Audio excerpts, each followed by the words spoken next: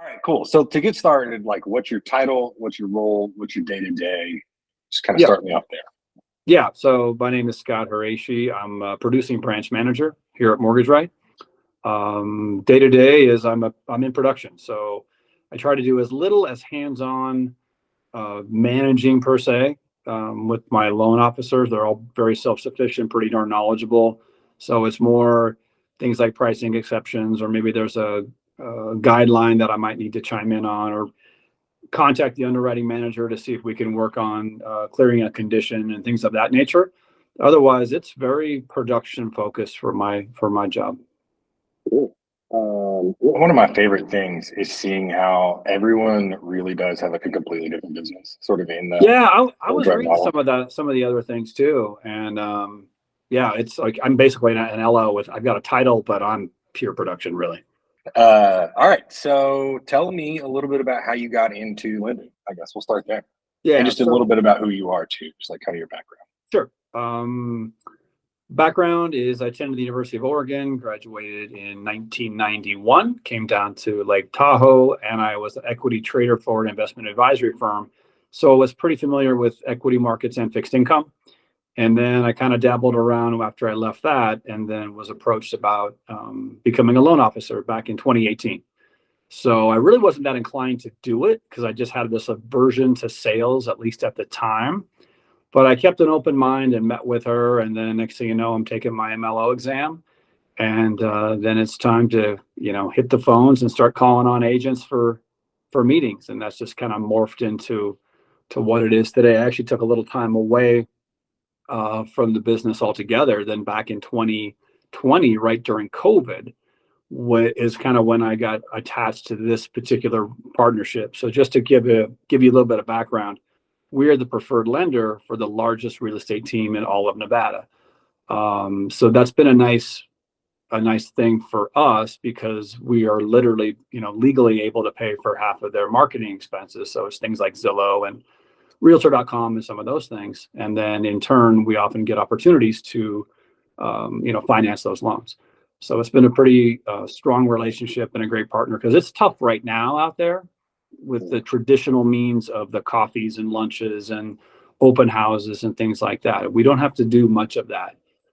It's really about availability, expertise, and then here at MortgageRight, we've really found a place I think where it's just super slick. There's some very, very well qualified, just very competent people that are the backbone of this place.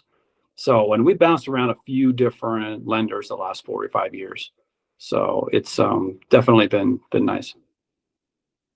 So, talk about that a little bit. What is y'all's sort of structure? I know a lot of folks come from a sort of a bank and then become a part of Mortgage Right and like maybe bring their team, but it sounds like y'all are your own company that is Yeah, moving. it's a So little talk about that a little little bit. unique because just the partnership with the Nevada Real Estate Group, which is under LPT Realty, that's a little bit unique just because of the sheer size. So we currently have 4 loan officers that support about 55 to 60 agents. Now, many of those agents are brand spanking new, so maybe a third of them have never even written an offer. So for us, it's really about availability, and there is some downside to that is we are literally on call 7 days a week from just about 8 a.m. to 8 p.m. So we do a lot of volume, but it can be a little bit of a grind for sure. Yeah. Oftentimes you're just answering some questions for brand spanking new agents. And then there's also a cluster that have been, realtors for a while now, and they're pretty good at their job. And so we end up getting, that stuff coming our way too. And then how did you first hear about Mortgage Right? So to be honest, MortgageRight came about back in the company that I was with back in 2022 or 2022. They basically were going out of business. It was called Celebrity Home Loans, and Celebrity was going. We were what's called Neo Home Loans, and that was part of Celebrity, but Celebrity was shutting their doors, and so we had to make a switch. And so we basically did some due diligence, and we're down to 2 companies. One that we ended up going with initially, and then MortgageRight was our second choice at that time. The experience we had with the other lender was not tenable. We just had amazing frustrations with underwriting and processing, closing funding, to the point of, we had loan officers who were pretty seasoned, like in tears on some of these conditions. And just to submit a file, and we had a lot of experience collectively, and having things, be conditioned and reconditioned, and then closing late. And it was just a terrible experience. So we finally had enough. And then we went to MortgageRight, said, hey, we're leaving this place. You were our number 2 choice, and let's talk. So we did, and met with, on the phone with Tanner and Chris Carter, and just got a pretty good vibe of these guys. And then I actually reached out to a couple loan officers, kind of off the record, and wanted their candid input about their experience at MortgageRight. Because a lot of people will hear all the good, but I contacted a guy that left the firm and find out why he left and things like that, just to get a better true sense, because everyone will tell you how great it is. So I would like to find out, why did someone leave MortgageRight? And the reason wasn't anything, like, oh, this place isn't that great. It was nothing like that, completely not relevant. So anyway, we moved forward, and it has been absolute joy working with these guys. And I'm not BSing either. We're talking about underwriting, closing funding, incredibly efficient. Very, very few loans will we not close on time or early. We're getting clear to closes, even now that things have picked up, we're still getting CTCs a couple of days earlier than our contracted COE date. And I think a critical part of that too is we hire some very good processors internally. So the way that my branch is set up, we've got 4 LOs. We have an assistant processor that's also licensed and speaks Spanish. And then we have a senior processor who's remote, and she has 26 or 27 years of experience. And it is just remarkable. So it's one of those where, and this is like a dream situation for an LO, to when you submit a clean file to processing, man, you're done. You may have a condition to chase or nudge a borrower about signing, a locked LE or a closing disclosure or something like that, but they take that and run with it. And next thing you know, we get clear to close. And so our jobs are just to go originate and not have to chase conditions. Because I've been at a couple places where I was very, very hands-on. And it took a little bit of time to trust that, hey, your loan is in good hands with the right people. And let us do our thing, meaning them. And let me just go focus on, origination. So it really is. It's been great. And I actually had a guy that left here last probably September.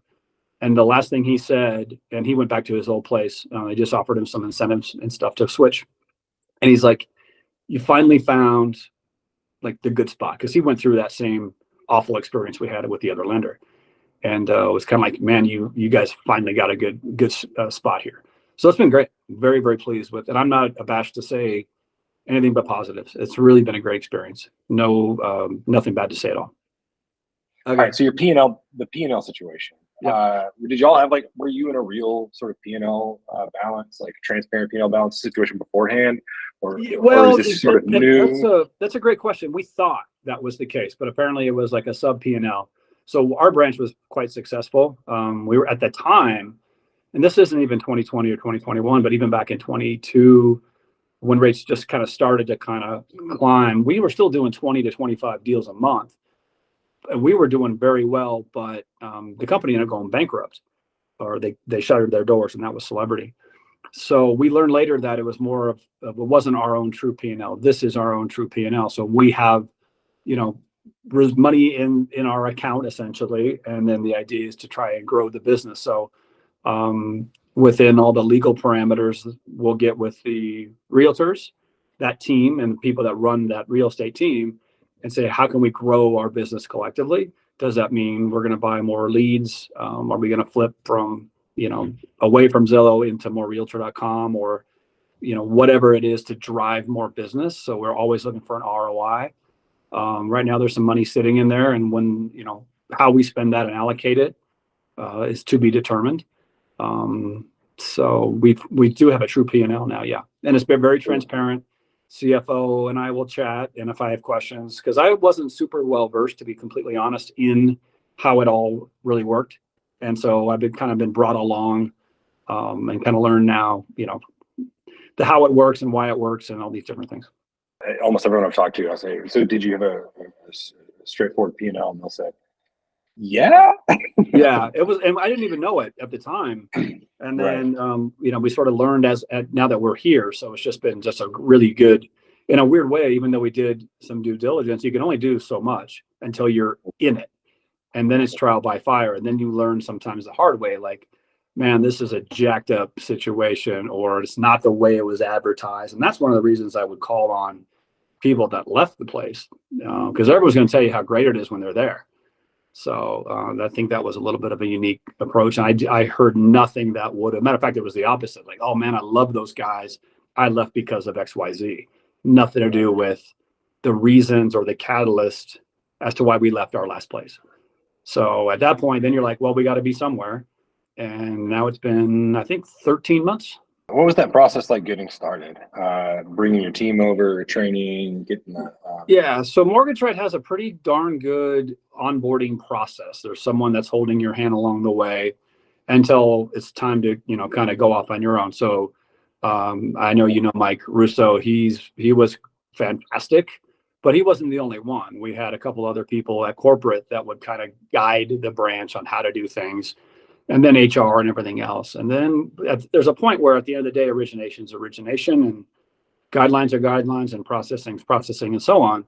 And even now, after I think Mike thought I'd be done calling him after a year, but I still reach out to him probably every couple of weeks on, some input and advice, because he has a lot of time as a producing branch manager in LO. He's just always got like an intense spot on answer and like a pump up. He's always like, yeah, that's great. He's got good. it. And here's the answer to your question. Yeah, the dude's, he's been awesome. I mean, I can't speak highly enough of him, and I doubt he'll even see this, but I tell this to Chris and Tanner, who are the two of the presidents, like what a valuable asset he is, because he'll always call me back or text me if he doesn't answer the phone immediately. And to my knowledge, he's not even incentivized to do so. It's just wanting to help MortgageRight as a whole and see us as loan officers succeed. All right. So I was going to ask you, as a branch manager at MortgageRight, what do you believe makes this company different from other mortgage companies? But it seems to me that we just answered that question. Yeah. I mean, I guess the only thing I would go down, or maybe you have other lines of questions, would just be, and someone else, to be like full transparency, I read this from another branch manager about the personnel. And I just think it's very critical to hire good people. We overpay our processors, but I wouldn't change a thing, because the value that they add and the loans that they've saved and all the other things with having high quality, seasoned, experienced people, it's immeasurable. So yeah, I mean, that's the thing, is surround yourself with good people. The backbone of MortgageRight is great, but at the branch level, who you have, if you decide to use corporate processing or you bring in your own, we brought in our own, and that's just been phenomenal. Now, I have not used corporate processing, so I don't know what that is like, because I wouldn't change the way I've got it set up here now. As far as my understanding is like they bring them in and they say, all right, you know how to do this, but we're going to show you. Yeah, I just think having someone who knows the industry so well, and after 27 years has basically run into every single scenario imaginable multiple times, where if I'm just baffled, and I'll call a loan officer buddy of mine sometimes who's got 25, 30 years and they don't quite know, my gal will know. And if not, she'll figure it out and find a way to make a deal work. And that's just almost to a fault, where you're like, well, I'll just call her and see what she thinks, and she'll take it. Yeah. So that would be the thing, I think, is just hiring. It can't always be about cost, because there's definitely, you get what you pay for sometimes. And I think the way we have our branch set up is we've got a really well-oiled machine here. And I just wouldn't change that. You said it took you a minute to trust that, like to not be involved in the processing, to not check in. When was that moment? What was the thing that like you said, all right, this now that I see this? Yeah, when she would basically say, Scott, I got this, kind of thing. Because the first place I was at, I chased a lot of conditions, was always on the phone I was basically helping the corporate processor at that company, get a lot of things done versus solely production. And then it was basically my trust and faith in my processing team, that it took a little bit of time. And then after a while, I'm like, this gal knows 10 times what I do. Why don't I just let it go? Because I'm one of those, type A, hands-on. The only way to do it right is have me do it kind of thing. So that's just more of a personality deal. And she had done nothing but demonstrate incredible work ethic and knowledge and all this other stuff. And finally, she's like, dude, I got this. Leave me the F alone kind of thing. Yeah. And sure enough, you're like, oh, that was easy. So I tend to overthink and want to be super hands-on, and that just wasn't warranted. And so now, it's been great. What's the first sort of memory you have of the MortgageRight sort of underwriting and corporate side, where you said, like, okay, you said your ex-employee said you made the right call. When was the first time that you said, all right, we made the right call? Yeah, so that's a great question. I think I was pleasantly surprised at clear to close 4 or 5 days early. And I think the bar was set so damn low at the other place that it probably was more of a shock in a good way than it needed to be, just because I hadn't seen anything 1 to 2 positive. days late. Yeah. Oh yeah. All the time. We were getting, 6 and 7 day extensions, and it wasn't necessarily on, sometimes the borrowers are slow getting stuff, or maybe an appraisal would take long, or, whatever it might be. But it was, just such a smooth process to be surprised that it was in for final, and then 24 hours later, clear to close. And then docs are going to be out the next day kind of thing, if not later that same day. That just was like kind of the way it's supposed to be. And obviously, sometimes volume simply can dictate and change those to a degree. But it was just like this. I remember just being pleasantly surprised, like, oh, like, okay, we have clear to close, and we're going to actually sign 2 days early, and everyone's okay with that. And all of a sudden that started happening more often than not. And it was a combination of letting everyone that's very good do their jobs, and, kind of half not paying attention. And then like, oh, clear to close. Okay, great. Let me call the borrower and tell them the good news, and let the agents know, kind of thing. I guess a lot of folks I know in the mortgage area are constantly being recruited just by net branches, retail locations, Right. you're like Magnolia Mortgage and stuff. And it seems to me that MortgageRight is like, they feel you out. They get to know you. They maybe watch you for a little bit from a distance. Yep. And then whenever they say, oh, you're as good as we are, that's when do you feel like that's sort of the process there? Is this sort of like they make sure that you're good because they want to trust you as much as they want you to trust them? Yeah, it's funny because I'm one of the only people that actually has not gone to Alabama, and they normally will bring the branch manager out and actually kind of meet with them and hang with them and that kind of thing. Yeah. But the schedules conflicted and it didn't work. And so it's all been via Zoom calls and phone. And now I talk to either Tanner or Chris probably once a month, maybe. So yeah, there wasn't a whole lot in this particular case. My understanding is typically, they'd actually have someone come to corporate headquarters and meet with some of the team and that kind of thing. It wasn't the case here with scheduling. Y'all have a pretty solid track record there too with your your partnership and your volume. So they it's true. It's true. Yeah, for sure. Your career arc, sort of before you got into finance. I wrote it down. I forgot what specifically, but like, what was that role? What were those roles early on, and then how did it sort of become more? You said, one thing led to the next. Okay. So if you want like really more of the personal full backstory, equity trader for 20 plus years, not in sales, always had this weird aversion to it, thinking that was just such an overwhelming challenge to do that. And I left that company back in 2012, and I bought this little franchise which was sales. Hated it. I didn't work very much. And there was finally like a point where, man, I got to do something. And then I was involved in this networking group, and it was a monthly breakfast. There's usually 250 to 300 people there, a lot of professionals, so realtors and bankers and whatever. And so I was on the board of this group. And then one day, I want to thank our sponsors, Hometown Health, blah, blah, blah. And I had introduced myself, Scott Horejsi, looking for a new opportunity. And there's a gal in that room that knew me. That was my call for, hey, I'm looking for a job. If you kind of. And so she came up to me afterward, and she was a loan officer at another company, and said, had you ever considered being a loan officer? And then of course I'm thinking sales, like no way do I want to call on agents do coffees and lunches and open, like this didn't sound appealing. And she said, hey, just meet with me, have coffee, keep an open mind. That's all I ask. So have lunch.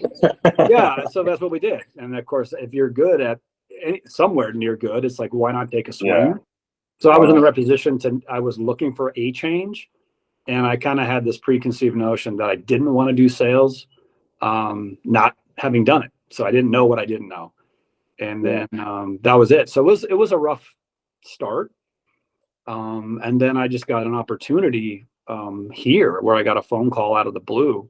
And I had sort of temporarily left the business, wasn't sure this is what I wanted to do. And it was right in the heart of COVID. This is probably May of 2020, something like that. And she called. She was a recruiter for this Nevada real estate group, and just said, hey, come meet if you want. We have this team. It's been growing. At that time, I think they had 30, maybe 35 agents. And that's a loan officer's dream. So, because the whole goal is to get in front of agents. And now I'm partnered potentially with the biggest in the entire state. And I just have, got to be knowledgeable and reachable and responsive. And so did that, met with, the right people there. And then even then, I wasn't even sure I wanted to do it. And then I'm like, all right, let's just give it a swing.